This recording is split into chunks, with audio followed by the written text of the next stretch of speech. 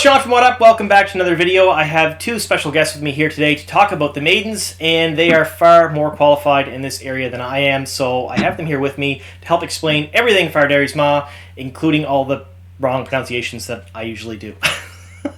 So, I'll let them introduce themselves, and then we'll get into it. We're going to talk a little bit about how the Maidens are going to be portrayed on the Wheel of Time on Prime adaptation that's going to be airing, we hope, sometime early next year.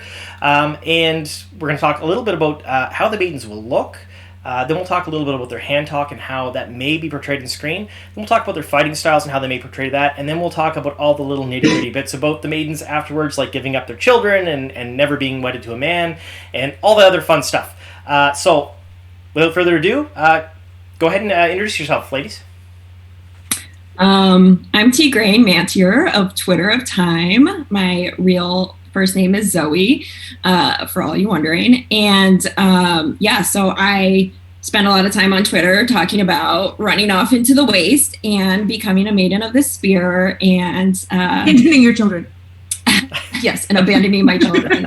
So if you're at all interested in that sort of content, that's what I do. My name is Michaela. I am on Twitter as a real deal Aiel. The Aiel and the Maidens in particular are my favorite part of the Wheel of Time. I highly identify them as a 5'9" redheaded jujitsu fighter. So hopefully we will delve into some of that content and talk about the things that make me happy. That's awesome. So thank you both very much for joining me today. I appreciate that. You both know probably more about the Maidens than I do, and so that's part of the reason you're here. For those of you who don't follow Twitter of Time and don't have a Twitter account, go make a Twitter account, follow Twitter of Time, it's hashtag Twitter of Time. There's a whole bunch of eclectic characters on there. People have character accounts, people just show up and they lurk, people watch the news. I'm on there. Wheel of Time on Prime exclusively interacts with the fandom through Twitter of Time as well.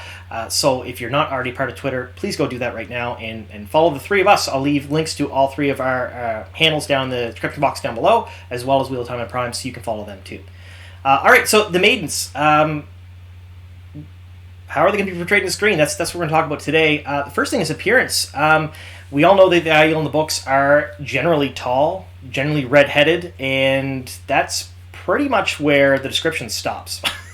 that's how they talk about all of them that way. At one point did reference there will be plenty of gingers in the waste, so I don't think we have to worry about too much shifting away from their physical appearance in terms of them all being redheads or phenotypically like Rand.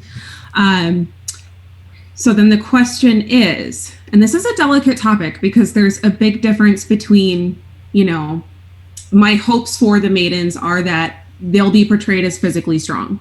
I think something Hollywood has shied away from in the past is showing the physical prowess of women. And in particular, I remember maybe 5 or 6 years ago, I read this article that was talking about Scarlett Johansson as Black Widow and her workout program. And in it, the person being interviewed said, we wanted her to be toned, but we didn't want her to have muscle and be masculine. Oh. And it really bothered me. I still remember it to this day. It really, really bothered me. And I think Wheel of Time has a very unique opportunity in being able to shift away from that mentality and show these women in their physical prowess and the things that they're able to do. And I think that would be something really special. I hope they run with it. I really do. So do you think that they're going to have a full dedicated gym for all of the extras as well, and that they'll have workout regimens so they will all be as tough and as buff as they really honestly they should be? I hope so. I hope so. I really do. I think that would be fantastic. The other thing too with how gingers are portrayed, and I can say it because I am one, yes. is when you look at them generally in popular culture, they're very pale, they've milky skin, and they burn really easily, which is me. I'm going to admit that I go for. I think we talked about this a few minutes before we started recording. I go for a 15-minute trip to the store, and I come back burnt on one side of my body from the window. It's terrible. I have to wear sunscreen under my sunscreen. If we go to a kid's ball game, it's blisters because I'm too stubborn to put it on most of the time. My wife gets mad at me. So, how do you think they'll get around that? Because there will be people who will say that shouldn't be. To grade, well, you want to handle this one? Yeah, first of all, I think that the history of the Aiel is that they are not native to the waste. So I think people need to first wrap their heads around that. This is not a people that naturally evolved in that environment. So, that first. The other thing is they wear cape and sword that covers them from head to toe. So these are going to be people that are extremely, extremely savvy about protecting their skin, about going out there. And let's face it, like, human beings adapt. We adapt to whatever environment we're in. I have gone, like I said, I've made some trips out to Black Rock Desert, and I'm very pale. I'm very, my dad was a red-haired Irishman, so I have all those traits. And I don't necessarily burn that badly out in that environment because of where it is on the globe. Whereas when I've been in the Mediterranean, it's been a whole different story. But I think that's a factor too. So I think, I don't think it's that unrealistic. These people fled to the waste. It was like an inhospitable land. There's a reason they're there historically. So I think as long as that's kept in the show, and they show that maybe in the same scene with the glass columns at Reading, I'm so bad at pronouncing that one. Maybe that's kind of, just as long as it's there, I think it's fine. But I don't think Chinese can help heal the taint. I think she's got melanoma under wraps. Let's not. The wise ones do, yeah. Right. So it's kind of interesting that Rafe has mentioned before that we're going to see a surprise Aiel in the first season. Do you think it'll be a Maiden? Do you think it'll be Tigraine? I kind of think so, because I think they're already, like, there's hints they're doing flashbacks to New Spring, and obviously you have Guitara's prophecy that Moraine and Swan experience, and I feel like why wouldn't you show that? I think it would be really interesting. So I hope, obviously I have a personal attachment to it, but no. What do you think, Real Deal Aiel? Will it be Tigraine, or do you think it'll be someone else? I think it'll probably be a Tigraine flashback. I do. So? I think that's the safest bet. Which book is it that they find the Aiel, or that when they're first introduced to the Aiel and the Maidens? Is it The Great Hunt, or is it Dragon Reborn? I think it's The Dragon Reborn. I think it's Dragon Reborn. So, feel free to correct me in the comments below. Possible, because we do have to remember it is a TV show adaptation, so they are going to pick and choose certain storylines, and timing wise, it's not going to be identical to the book. So it is entirely possible that they may choose to have that introduction sooner, in order to introduce the Aiel and the concept to them, to the viewer that has not yet read the books. I think it's possible. Yeah, and Rafe has actually said a number of times that it's an adaptation, it's another turning of the wheels, is how I put it. And he said the first season is building the world. So people who are expecting the Eye of the World chapter per chapter, this is how it's going to be in the first season, they're going to be, I think, they're going to be super disappointed, because I can pretty much guarantee you that's not how it's going to be. So it leaves a lot of room to show stuff like that. I wouldn't be shocked if they feature the Aiel, in preparation, getting ready to go and find Rand. Or, again, if they're building the world, it may not just be the story of Rand. They may, almost like Game of Thrones did, divvy it up between the houses and the lands, and you got to get to see these little snippets and these tidbits from these various areas. That wouldn't be shocking either. There's a lot of ways they could go with it. That'd be super. I also feel like the Aiel are, like, one of the most beloved of all the cultures. Like, I think there's something that if you show them in season 1, like, people are going to be like, hell yeah. People will be pretty excited, Yeah. All right, so let's talk about Maiden talk. So the hand talk they have, in my mind, whenever I read the books, I always imagined it like ASL, American Sign Language. But that's going to be tricky, because you'd have to teach the actors and actresses for the Maidens ASL properly to show it on screen, because if they flub it up even a little bit, people will notice. Do you think they'll do that, or do you think they'll make up their own thing where if they make a mistake, or if they just, they're waving their hands around, it might be something a bit different? Then again, that could also be considered, bad too, because they're appropriating a different culture too. So what do you guys think? Personally, I mean, I lean towards hoping they do something like ASL. I think it's a really nice way to be, like, more inclusive. It's kind of like fun for, accessibility and stuff like that to see an entire, badass warrior women. Really cool. I think it would. Yeah, I think it would be really, really cool. And I mean, I can't imagine it would be harder necessarily to teach them ASL than it would be to teach like a made up thing. Because I mean, from what Sarah has said in interviews, it sounds like even like the pronunciations, they're thinking about the old tongue and how if a certain word in the old tongue is pronounced this way, then if a name has that same vowel and whatever in it, then they have to pronounce that the same way in that name. And they're really like thinking about these things. So I would imagine that either way, it's going to be something complex and they're going to do it the right way, hopefully. But I would imagine, I would hope. I mean, I think it would be cool, but I get what you're saying, that it would be like, if it's done the wrong way, it's not good. But if they do it the wrong way, it could be bad. But I mean, if they're doing ASL and they actually do it properly, I think that would be, in my mind, it would be awesome. I know my wife learns it for her work because some of the people she works with are nonverbal. So I think it'd be fantastic if they did that.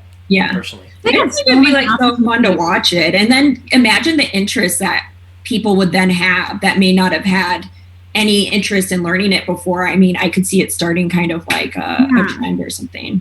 Absolutely. They have so many opportunities to include little things like that in such small ways that, isn't too much hassle for them to do it, but is so meaningful to the audience. And I think that's something that's really special about this source material. Yeah.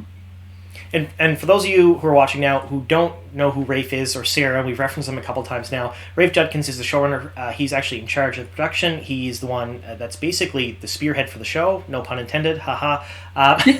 And Sarah Nakamura is the book consultant for the show, so she is there for all things book related. She advises the writers, she helps with the rewrites, and she makes sure that basically the show stays on track, and if they have to change or cut anything, even small things, she's there to advise them how that could impact the story, even books or seasons later. So get that out of the way now, because I know some people in the comments, they say, who's Sarah, who's Rafe, and because they come across the video and they don't know. We talk about them like we personally know them. Yeah. I had dinner with Rafe yesterday. Our cousin Sarah. Our friend Sarah.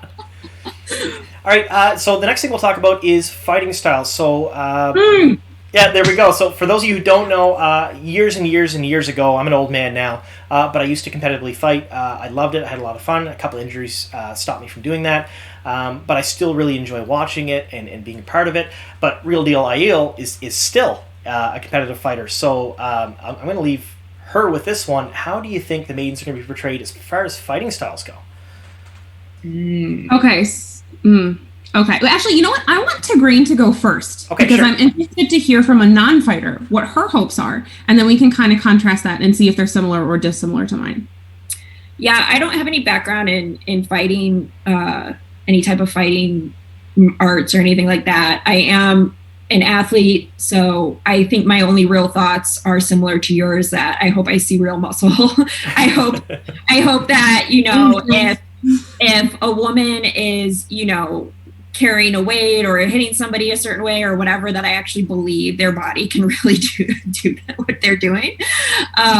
So that is probably my biggest thing, is I'm very similar to you. I do something that is like upper body heavy. So it's like, I want to see, I want to see that sort of thing. And I want to see, I just hope they like kick ass. I hope it's very individualized. I hope that Aiel feel different from the other fighting styles. I think one thing of them being separate from all these other societies that are intermixing that's important is seeing that, they aren't the military style. They have like their own thing that came up. So making it really unique is something I'll be looking for as well. But yeah, I love the fact that like it does feel like throughout the books, the maidens are kind of almost elite in their skill a little bit. Like the men, it's kind of like, oh, whatever, they all kind of do the same thing, but the maidens kind of have their own little like way of doing things, which I would imagine, makes sense because they've got different body types to work with. Yes.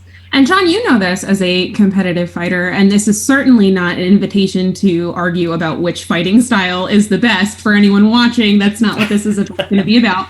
But I think if you've ever been a person involved in fighting, or you've ever participated in a fighting sport, you know that there are certain styles that are much more effective than others for females who traditionally have a bit smaller body types than men.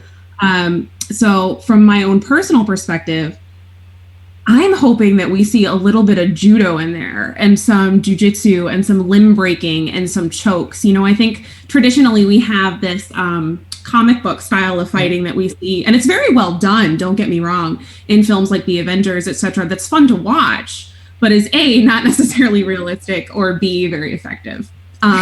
So my personal hopes are that the fighting style will be realistic and effective fighting styles specifically for women, because there are so many moves that look so damn cool that are really effective to be utilized against any man, even if you are a smaller woman. So I'm really hoping that they incorporate some of that. And that's a really good point, too.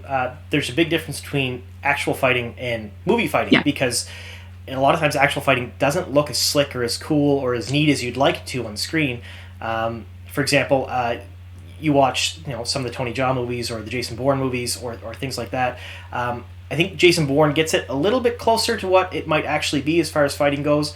But, I mean, you go and watch, like you said, the Avengers movies and things like that. Really nice and slick to see, but not exactly practical. So I think they're probably going to have to find some sort of balance. I think a film that they could take note from that is extraordinarily well done, fun to watch, and actually really good fighting choreography is John Wick. Yes, their films are absolutely. fantastic. And it's Keanu Reeves. He's just good in everything. He's awesome. He's awesome. 100%. But I think there are so many cool jiu-jitsu throws and sweeps that they could incorporate that just look so fantastically awesome, and might even get women more interested in combat fighting if they see these women in these roles and they're like, hey, we trained them in jiu-jitsu or we trained them in judo, which is to me a much more functional sport for most women than kicking and punching, because no matter how good you are at it, if you're 120 pounds throwing a punch or kicking hard, that's great and all, but if the dude's 220 pounds, how effective is it really going to be? I watched my daughter, both me and my daughter did Muay Thai for a number of years, and I've watched her. She's 15 now, but she was a little bit younger, maybe 12 or 13 at the time, and I've watched her square off against someone my size or bigger when she's doing Muay Thai, and it's just using Muay Thai is not great for her. And that's why jiu-jitsu was developed for the smaller person to fight the larger person and do it effectively and learn how to use your weight as a leverage. And I think that's what's so special about the sport, and especially if you're a female and especially if you have daughters, judo and jiu-jitsu, man, I mean, they're really fantastic for self-defense purposes. Really, really good. And so what do you do? Jiu-jitsu. Jiu-jitsu? Little plug there for you. So don't mess with Real Deal IO. Everybody up there. I hope they get like a really cool style to it too. Like I would love to see them be like, because how they have this kind of like aspect to them. I think it's when they first encounter the maidens, when I think it's like Nynaeve and they get off the boat and they see Avianda for the first time. Mm-hmm. Like the way they hide in like folds of the land and the way they're so fast and can pop out of places, I almost see like a lot of tumbling almost in what they do, and a lot of kind of like not like contortion, but like the ability to kind of just like get really small or like use your body in different ways and kind of become one with the land and blend in. I'm really excited for that. I think I want them to feel stylistically like so different from the web. Need to have a physical presence. And I'm so glad you brought up the cut and soar and how that really does cover them, because I know a lot of the argument from people in terms of anytime their size is brought up and their muscularity and their physical appearance is, well, they're covered, what does it matter? Yes, that is true. However, they're also very often naked. And if they keep these sweat tents or any of the ideal culture of this, it's really not sexualization so much as comfort within your own body. It's the opposite of sexualization, which I think is fantastically awesome. Yeah, I couldn't imagine fighting naked. I could barely do anything naked. I couldn't imagine fighting naked. But that is something that they could do to differentiate themselves from Game of Thrones, where nudity in Game of Thrones was purely sexual. That's all it was. Yeah. Here it could be more of just a commonplace thing where it just happens. Like, which I think would be more in the vein of Wheel of Time than a whole ton of sex. Which there probably will be anyway, but I think so too. Like I think just Western culture in general, like the only time you really see naked people is when, like on TV, they're about to get down and you're like, okay, it's like so sexualized. But in reality, if you see like naked bodies, like the scenes where like Avienda is like doing chores because she got in trouble with the wise ones and she's like carrying rocks or something. Let me tell you, I'm guessing that does not look that attractive. It's probably not great. No, it's like the Seinfeld episode where he sees the naked woman like open the pickle jar and he realizes not all nakedness is like it's like, it's like we have a utilitarian aspect to our bodies that I think the media really likes to ignore. So I hope that if there is a lot of nudity, I hope it's done that way. Yeah. Awesome. So, and I think that's what I love most about the Maidens is that they're really not hypersexualized. And I think that's the one area, and I don't think this is going to happen, to be clear. I don't think Rafe is going to do this, and I don't think Sarah would allow this to happen. But the one area wherein they could go very wrong is to sexualize them and sort of make them, I'm thinking like on the topic of Game of Thrones, and I can't even remember the name of the people now, but the Dornish women, I feel like, I want more Brienne of Tarth is what I want. Right. Yeah, a little more Brienne, a little less Dorne. Yeah. So Rafe and Sarah, if you're watching or listening. Yes. More Brienne, less Dorne. I feel like there's room in a lot of the other cultures for some wildness if they really need it. Like you always hear some of like the feast days in Abu Dar and the feast days in Cairhien are like crazy. So if they really want some craziness, you definitely have opportunities. They'll just cut to that every 10 minutes or so, just to. Yeah. All right. So, thank you so much. We're going to talk about the last little bit. We'll talk about the Maidens now. Is going to be their culture and some of the things that are mandated in their society. The first one is they can't be wedded to a man because they're wedded to the spear, and the second one is they can't have children. But if they do, because sex isn't forbidden, they can still have sex. If they do have children, they have to give the child up, which is an integral part of the story when it comes to Rand, because he is a child of a maiden, and that's why the maidens love him so much, because he's the only child ever to come back to them that they actually know is a child of a maiden. Do you think they'll keep both those things completely intact for the show? I'm going to say yes. I think it creates just a really interesting emotional tension within the culture itself and within the maidens that, is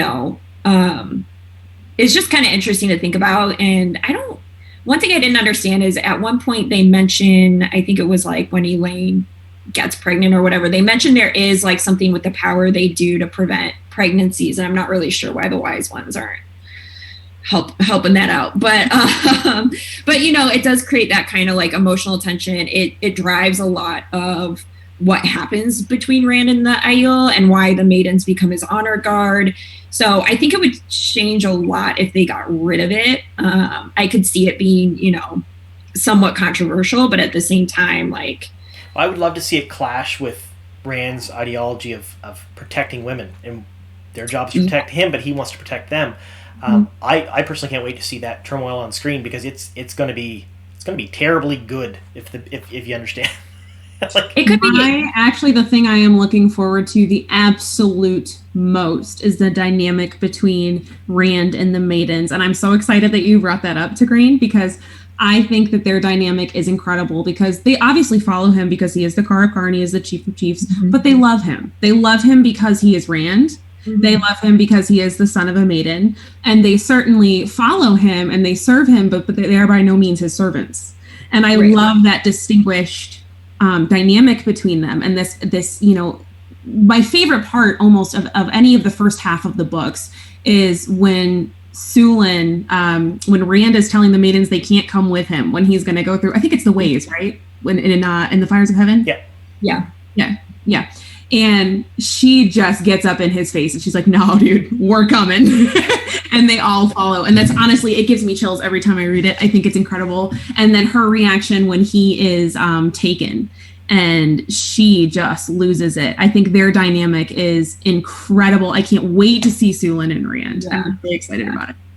I also think like there's something really interesting there in terms of like the modern era and some of the stuff we have going on culturally, where it's like like you said, the dynamic of him not wanting to hurt or get the maidens hurt, and women in general, and then like how that almost is like a little bit bad for him. Like it doesn't end well for him in several occasions, and I like that it kind of examines that aspect of like masculinity as like the protector, and says, you know, you don't always have to be doing this. You need to let some other people come in and not look at yourself necessarily that way, or that it's not always healthy to look, you know, deny someone else their ability to be that. So I think that'll be really interesting. I can't imagine them turning that opportunity away. I think they're going to probably dial it up a bit too, because Rafe has said a number of times that he intends to update the show a bit, because at the time in the early 90s when the books were released, it did push boundaries. And I mean, there are people who say it didn't push enough boundaries, but when you think about the times and when it was back then, it normalized a lot of things that were not normal in that day and age. And I think that Rafe's intent is to do the same thing now, that there are certain things that maybe aren't quite the norm in some areas of the world that should be, and they're going to display that front and center. And I hope that's one of them, actually. I think that would be a really, really nice thing to see. I agree. I'm so heartened by the fact that on Rafe's Instagram, it seems like he's just a very avid world traveler. Like that, because that's so, I think, important, is that, you know, just beyond even just the maidens and the Aiel, is like, there's so, for this to really work, you have to have all these, you have to really understand, you know, the level of culture that Robert Jordan studied to put into this stuff, and kind of understand how many differences are out there. And it's not just going to be, you know, medieval Europe the way, I don't know why, but a lot of people assume it's like medieval Europe. And it like kills me. I'm like, no, that's Tolkien's fault. Yeah. So I'm really excited for that. And I hope that, like you, I hope, you know, it was groundbreaking for its time. And I think that hopefully he'll continue that, especially given, you know, there have been other properties that came out after it made. So it's like, you know, obviously I can understand the pressure to kind of also iterate within what's been done in the fantasy. I mean, a lot of fantasy shows borrowed from the Wheel of Time in such a way that to make things look nice on screen, but if they just do what's in the books, then they're like, oh, we've seen that before, but really it was the original, so they have to push the envelope to stay current, I think, personally. So yeah, I'd like to see that. I've long said that I think my biggest irritation is going to be like when they do the Game of Houses in Kyrian, and people think that's they're ripping off George R. R. Martin. Game of Thrones, and I'm like, no, they not for that reason. Yeah. What are your thoughts, both of you, on the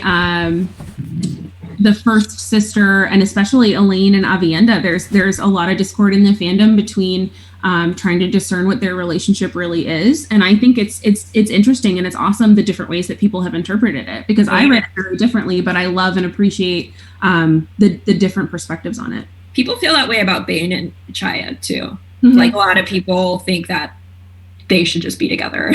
So not for me, with Gaul. When I read the books, and this is what I got, and again, you got to understand, I read them very young. I was 9 when I started The Eye of the World, the first year it came out.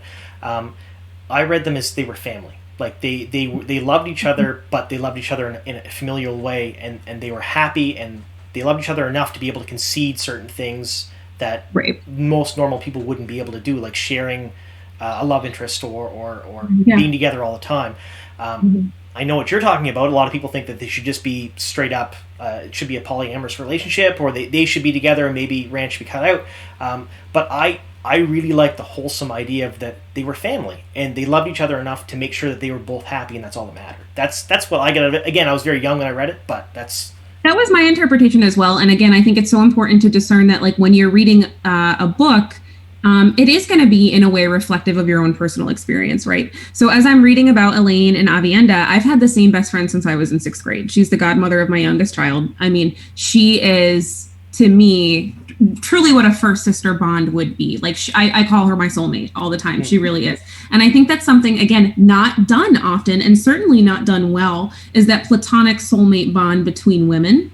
And so it was very special to me reading their relationship in that way. But then, because again, that is my subjective experience, I can also very much appreciate how if gay women are reading this, they're identifying with that relationship. Yep. So I think that needs to be given to them as well. So I understand both perspectives. I'd like to see a little bit of both, maybe. I mean, that's what I was gonna say. Yeah. I have a feeling we will see probably a lot of different mixes of relationship formats. Like my guess for the ideal is that it won't be like one husband with multiple wives kind of thing. I think you'll see quite a bit of different formulations and polyamory or just straight, two people couples. But I think it'll be kind of all over the board. At least I hope, because I do think one of the problems with the ideal culture is it gets too close to like polygamy. And and I mean, but just kind of a backwards polygamy though, because in traditional polygamy, the man's always in charge and he runs everything. That's not the case for the ideal culture. I mean, vote any ideal who thinks that, really. Well, and there's arguments to be made that outside of like the U.S., there are cultures that it's still practiced and it's still fairly normal or whatever. And I don't want to condemn that, but within the U.S., it's kind of looked at as like, oh God, like these are probably somebody in a cult, and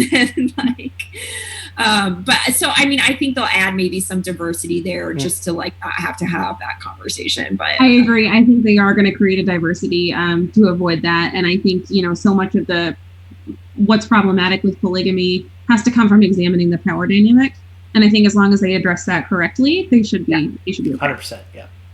I personally don't mind if they make Elaine and Avienda a couple, or Bane and Triad, or anybody. I'm kind of, I think it's either way, whatever they do, the relationship between Rand and his ladies is like pretty unique. I think that no matter what Rafe and them do, some people will be upset and some people will be happy. There's nothing that they can do that will make everyone happy. The absolute worst thing they could do would be to like try and do like a CW style love triangle and make them like fighting over him. That I will not stand for. No, I will march over to Prague. I will come over there as well. No. Yeah. No right, love triangles, no fighting. I think we're running a little bit short on time here, so I want to thank the both of you so much for coming on today and talking all things Maidens with me, because I mean, I love having different perspectives, and again, I'm no expert at all, so I'm glad the both of you are here. Do you have anything you want to say in closing before we end the show? Just super excited for the show and see the Maidens, man. If you had to talk to the cast or crew right now, like Rafe or any of the cast, what would you say? Let them be jacked. Put them in the gym. Give them their protein shakes. Let's do this. Yeah, that's what I would say. I agree. And don't lose the emotional depth. Don't make them the stereotypical. Don't make them men. Don't make them military men. Let them be women. And don't make them like the stereotype warrior lady either. Like give them that depth. Give Sulin her love for Rand and all of that good stuff that we just love them for. And Ineola's problems with being short and all of that stuff. Yes.